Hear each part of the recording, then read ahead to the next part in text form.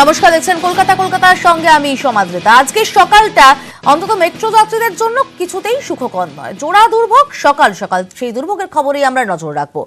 সকাল সকাল জোড়া মেট্রো দুর্ভোগ, মেট্রোয় ভোগান্তি। একদিকে যখন আত্মহত্যার চেষ্টা, যার জেরে ঘন্টা খানেক দমদমে মেট্রো চলাচল ব্যাহত হলো, তখন অন্যদিকে নজরুল স্টেশনে এসি রেকের দরজা খুললো না, যেখানে আরো একবার স্পষ্ট হলো রক্ষণাবেক্ষণের অভাবটায়।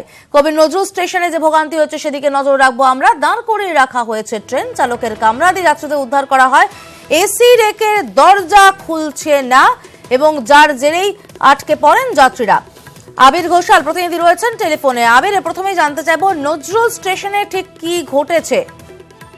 দেখো, নজরুল স্টেশনে একটি এসি মেট্রোর যে রেক, সেই এসি মেট্রো রেকের যে দরজা, সেই দরজা কোনোভাবে খুলতে পারা যাচ্ছিল না। ফলে যাত্রীরা নামতেও পারছেন না, যাত্রীরা যারা প্ল্যাটফর্মে অপেক্ষা করছিলেন তারা উঠতেও পারছিলেন না।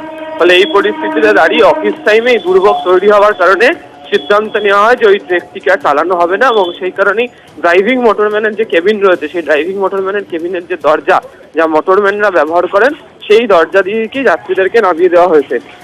ওই রেকটিকে কারশেডে পাঠানো হচ্ছে এবং তার পরিবর্তে যাত্রীদের জন্য অন্য একটি রেকে করে তাদেরকে পৌঁছে গন্তব্যে নিয়ে যাওয়া হবে বলে এখনো পর্যন্ত মেট্রো কর্তৃপক্ষের তরফ থেকে পরিকল্পনা করা হয়েছে। এবং তুমি যেটা বলছিলে একেবারেই তাই।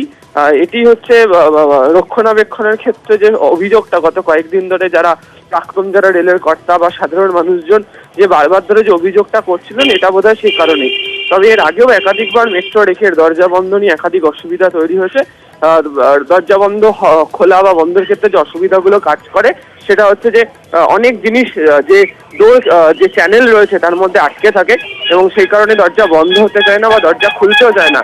কিন্তু আজকে যে সমস্যাটার কথা জানতে পারা যাচ্ছে সেটা হচ্ছে যে ড্রাইভিং মোটরম্যানের কেবিন থেকেই হচ্ছে নিয়ন্ত্রণ করা হয় যে নির্দিষ্ট কোনো স্টেশন আসলে কোন প্ল্যাটফর্ম কোন দিকে হবে এবং তার পরিপ্রেক্ষিতে দরজা কখন খুলবে, কখন বন্ধ করা হবে। এই ড্রাইভিং মোটরম্যানের কেবিন থেকে যে পদ্ধতি মারফত এটি নিয়ন্ত্রণ করা হয়, সেটা করার ক্ষেত্রে কোনো একটা সাময়িক সমস্যা তৈরি হয়েছে বলে মনে করা হয়েছে, যেটা রেকের সমস্যা। আবির, তুমি আমাদের সঙ্গে থাকো। আমাদের সঙ্গে রয়েছেন মেট্রো রেলের মুখ্য জনসংযোগ আধিকারিক ইন্দ্রাণী বন্দ্যোপাধ্যায়। কথা বলবো তার সঙ্গে। ইন্দ্রাণী দেবী, আপনাকে স্বাগত নিউজ 18 বাংলায়। এক সপ্তাহের মধ্যে তিনবার ভোগান্তি এবং তিনবারই কোথাও রক্ষণাবেক্ষণ নিয়ে প্রশ্ন উঠছে, কি বলবেন? আপাতত আমি এখন কথা বলবো আজকের ঘটনা নিয়ে।